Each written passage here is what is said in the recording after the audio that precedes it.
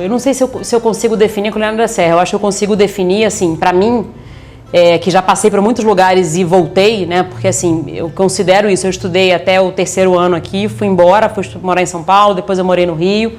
Já viajei para muitos lugares. E o que eu acho que é muito bacana aqui é que as pessoas têm muito orgulho dos produtos que são feitos aqui na região, sabe? Então, assim, eu mesmo sou uma que hoje em dia faço evento, faço jantares para alguns clientes e faço questão de levar coisas que eu considero que são exclusivas daqui. Então, eu acho que os moradores, as pessoas que produzem, ou mesmo quem enfim, o pessoal que tem, né, restaurantes ou coisas assim, eu acho que são muito enraizados com a questão da serra mesmo.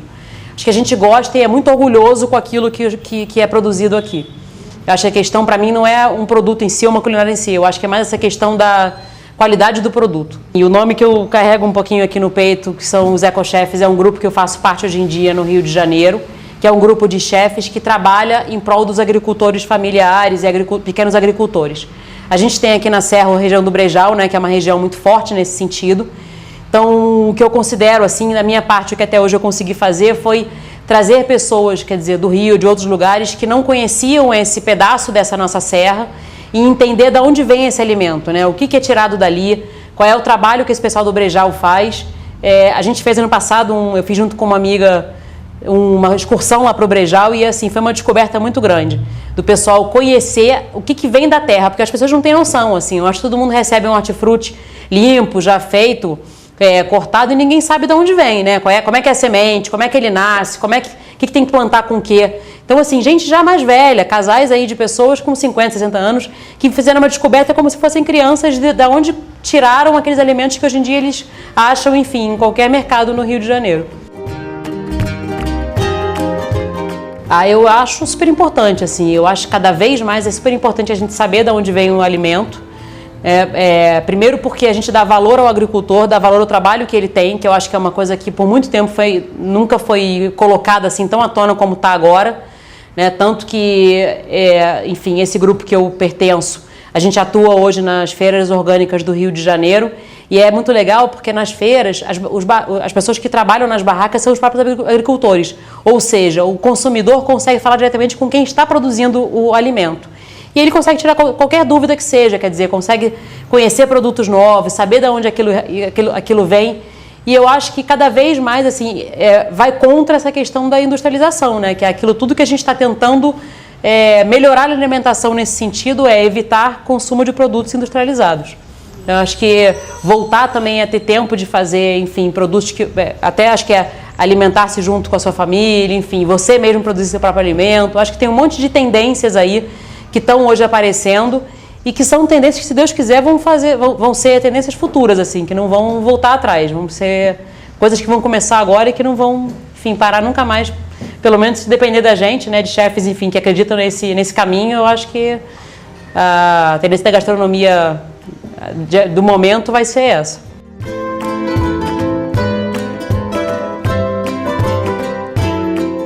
Eu acho que principalmente pela coisa da região, a gente tem, né, a gente está localizado numa região de serra, que nesse sentido eu acho que é uma região que tem um solo e uma questão de produção muito bacana. Eu acho que basicamente por isso, porque a gente está perto dos alimentos, né, a gente está cada vez mais próximo. Isso também é uma coisa bacana, porque cada vez mais a gente aqui de Petrópolis da Serra, consegue ter o alimento cada vez mais fresco. Se você está mais perto dele, você consegue chegar mais próximo de um alimento cada vez mais fresco, né? Acho que a visão que eu consigo ver, enfim, da serra e dos alimentos, para mim, é essa.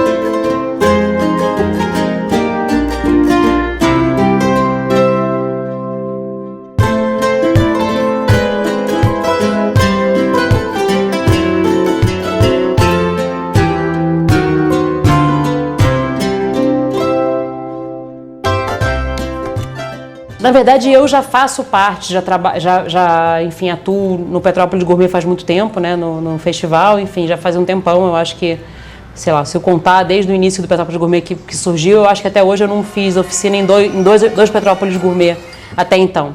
E o que eu percebo é que os clientes, assim, pessoas que frequentam, né, as aulas, cada vez mais são pessoas mais interessadas, pessoas que têm maior interesse nesse tema, né, da gastronomia em si, por isso, porque elas querem com isso se alimentar de forma melhor. Então eu acho que a gente vê uma evolução em quem está procurando esse tipo de gastronomia e de tema. E eu sempre, mesmo morando fora, assim, mesmo morando em São Paulo, morando no Rio, eu sempre fiz questão de, na época do Petrópolis Gourmet, fazer parte, porque eu acho isso, eu sinto que a cidade precisa que todo mundo junto, assim, quer dizer, os donos de restaurante, os chefes de cozinha, se juntem para fazer com que a nossa cidade se fortaleça. A gente tem tanta coisa bacana aqui e eu acho que se a gente, enfim, outros lugares, às vezes, que não tem tantos, que se fortalecem e que conseguem ajudar aí a cidade a se reerguer com essa questão dos ingredientes, enfim, de qualidade.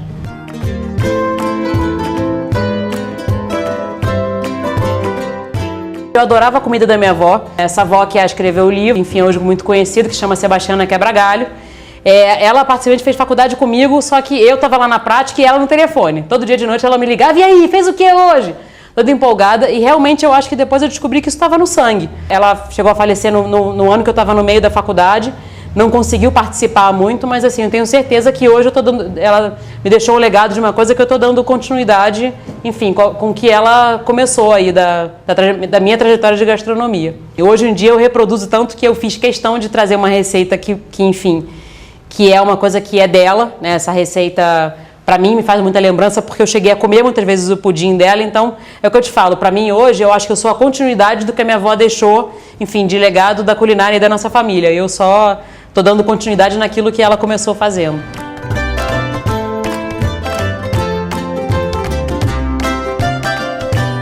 Bom, então vamos começar?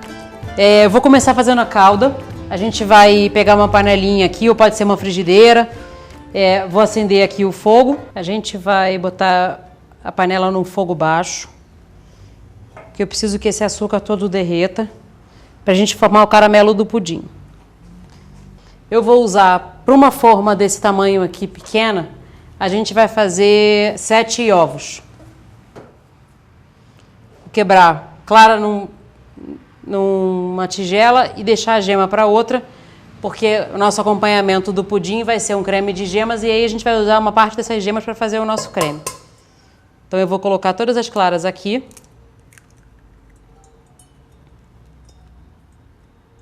E as gemas vão para uma outra tigelinha. A gente vai utilizar para o creme de gemas apenas 4 gemas. Então, só lembrando de que a gente vai ter as 7 claras. Só que a gente só vai usar 4 gemas para fazer o creme.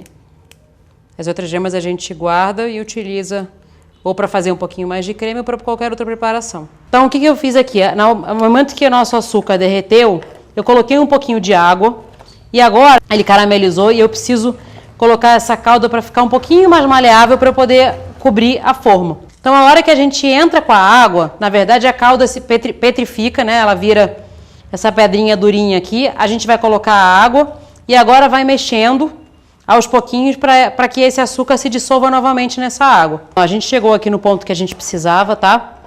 E eu agora vou jogar essa caldinha na forma. Ainda tem um pouquinho de pedrinha de açúcar, mas não tem o menor problema, porque isso, quando for para o forno, ela vai se dissolver. Então, essas pedrinhas pequenininhas não tem o menor problema. O que precisava era aquela quantidade maior de açúcar derreter. Bom, aqui a gente está com a forma do pudim. Eu coloquei ele dentro de um tabuleiro, porque a gente vai ter que assar em banho-maria. Tá? Por enquanto eu não coloquei a água do banho-maria ainda, a gente só vai colocar na hora de ir para o forno. Eu tô com a minha calda aqui e a gente vai derramar ela na forma para caramelizar. Agora eu vou só aos pouquinhos ir dando uma... Quanto mais... Essa calda, na verdade, ainda está um pouquinho quente, ela ainda vai ficar um pouquinho mais líquida. A gente deixa ela... Passei aqui um pouquinho, caramelizei. Vou deixar ela quietinha. Daqui a um pouquinho ela vai começar a pegar uma textura um pouquinho mais grossa. Aí a gente volta para pegar toda a parede da nossa forma, porque o importante é que a nossa forma inteira fique caramelizada. Eu vou colocar as claras então na batedeira. Um dos primeiros truques que a gente vai começar do pudim está aqui. Eu vou começar a bater essa clara em neve, a princípio ainda sem nada, tá? Pura. Durante o processo, quando a gente chegar no ponto da clara para eu começar a botar o açúcar, a gente vai parar a batedeira só para mostrar para vocês qual é o ponto que a gente inicia o momento de colocar o açúcar. Bom, eu só desliguei aqui para vocês entenderem qual é o ponto que a clara em neve tem que ficar para a gente começar a botar o açúcar. Se você já estiver fazendo em casa, você pode continuar, tá? Então aqui, ó, a gente precisa que ela esteja uma textura parecendo com uma espuma, tá vendo? Ela ainda tá mole, só que ao mesmo tempo ela já começou a formar um pico leve de clara em neve. Nessa hora, a gente vai acrescentar o açúcar. Colherada por colherada, aos pouquinhos, para poder dar ponto no pudim. A gente vai voltar aqui um pouquinho na forma. A calda já deu uma endurecida. E aí eu já vou mostrar já. A gente vai passando aqui ela por toda a borda da forma e vocês vão perceber que ela vai grudando. Então essa é a ideia, que a gente esteja toda a parede da forma com a calda já. Agora a gente vai pegar a mistura da clara, que chegamos aqui no ponto. Ela fica parecendo um suspiro, um marshmallow, assim, a textura dessa clara batida com açúcar. E a gente vai arrumar essa clara agora aqui dentro da forma, já com a calda mais fria. Eu vou agora, às colheradas, colocar essa mistura da clara aqui dentro. Primeiro forro fundo, e depois a gente vai colocar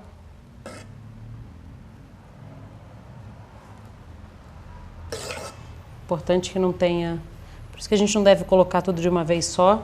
Colocar as colheradas e ir arrumando para que a forma fique por completa coberta com a mistura das claras. Agora a gente vai colocar a água no tabuleiro. A água não precisa estar quente. Já estou com o meu forno pré-aquecido. O forno é interessante a gente trabalhar ele em torno de 160, 170 graus. O tempo de forno é entre 40 minutos e 1 hora de forno.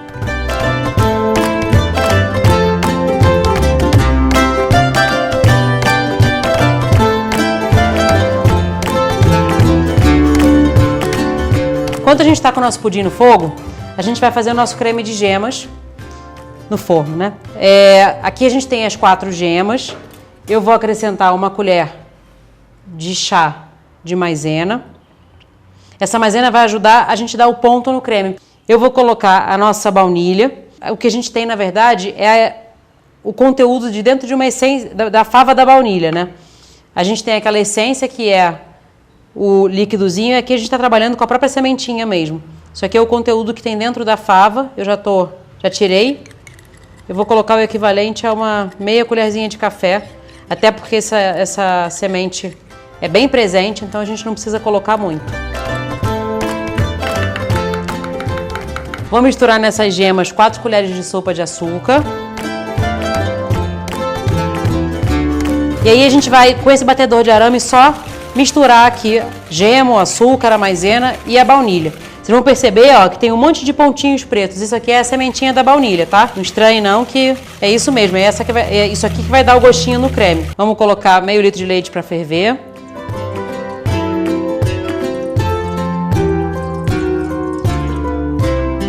A gente já tá com o leite fervendo, eu desliguei.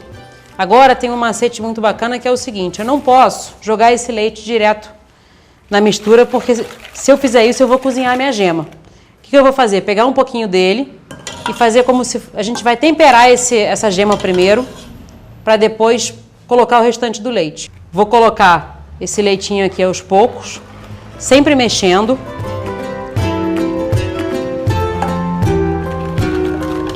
Pronto. No momento que eu fiz esse primeiro contato da gema com o leite quente e mexi, agora eu posso voltar essa mistura para a panela. E a gente vai levá-la no fogo novamente para acabar de cozinhar e chegar no ponto do creme. O ideal é a gente fazer sempre de um dia para o outro. Então o que eu fiz com o meu? Coloquei ele na geladeira ontem e hoje a gente vai desenformar.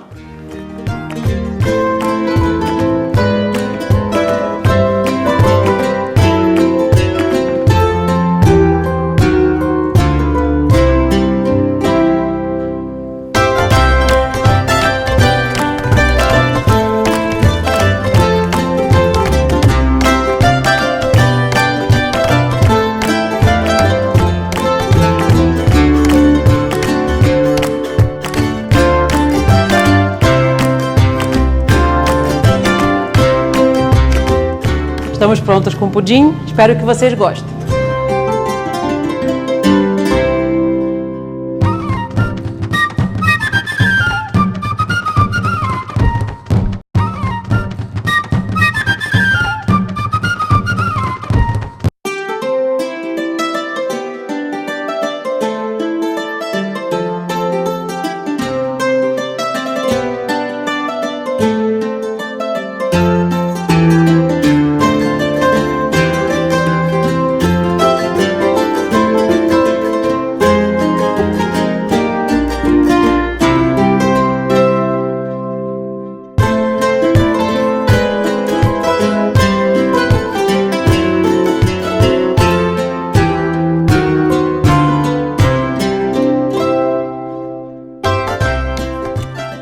Bom, a primeira coisa que me passa pela cabeça é estilo de comida caseira.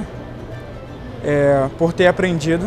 A minha lembrança é com a minha avó, que eu aprendi a cozinhar olhando bem pequenininho, olhando ela no fogão, mexendo, panelinha. E daí fez eu pegar gosto por cozinha.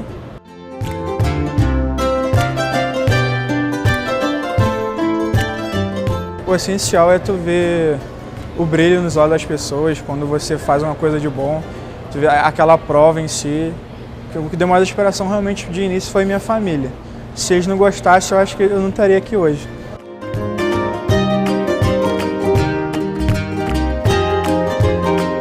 A vantagem para mim para eu trabalhar aqui em Petrópolis são os produtores locais, que facilita a entregação de mercadoria e tal, a montagem de cardápios em si. Por exemplo, a gente tem pratos do nosso cardápio que a gente trabalha com folhas orgânicas, que é a famosa folha mimosa, e com hortaliças e pão orgânico, que a gente vai lançar agora no nosso novo cardápio, que a gente também vai começar a trabalhar com um produto mais orgânico, que é da própria região.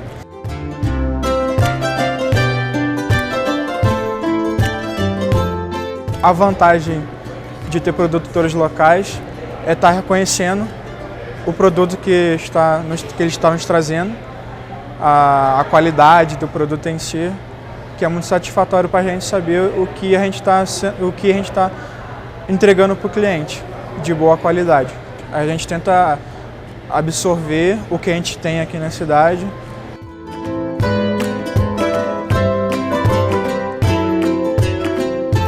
Por Petrópolis ter uma grande tradição de cerveja, através de colonizadores alemães, e a gente tenta, aqui na cervejaria, no restaurante, a gente tenta passar essa tradição de cerveja para o nosso prato, que por harmonização e colocar como condimento, como caracterizando a cerveja em si no nosso mundo.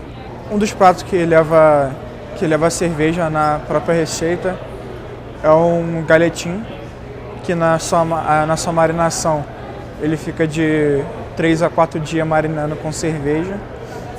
Temos também o picadinho, que ele no seu processo de preparo, o cozimento é com a cerveja também. Temos sobremesas também, que leva a cerveja, que é o profiteroles, que é a bela rosa, que vai no processo da massa. Anteriormente tivemos dois pratos do Petrópolis Gourmet que levavam cerveja, que é a picanha suína, na marinada levava cerveja, e na sobremesa o pralinê era com cerveja também, que é a cerveja Caiari.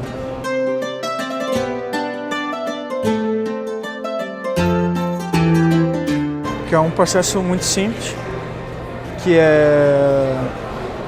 o processo é só fraldinha moída, com um pouco de manteiguinha de erva e sal de pimenta, com queijo prato, com cebola caramelizada e maionese da casa, com pão, que é um pão integral orgânico, que é muito interessante. E é isso, esse é o nosso hambúrguer.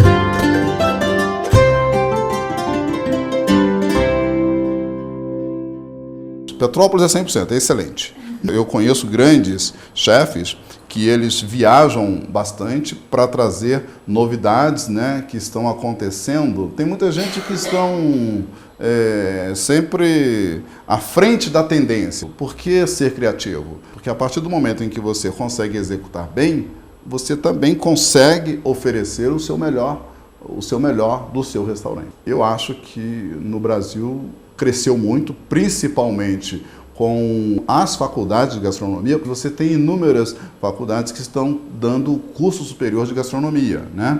Então, eu acho que está crescendo muito a parte gastronômica no nosso país. E crescendo de uma maneira superior, muito boa, né? É até onde eu entendo.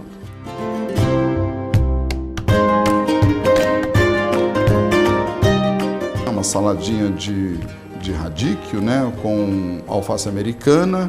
Tem aqui uma coisa que aqui em Petrópolis tem bastante, né, que são os moranguinhos. E uma combinação nesse molho na salada é uma combinação de mostarda, né, com gengibre e mel. Isso é uma combinação perfeita.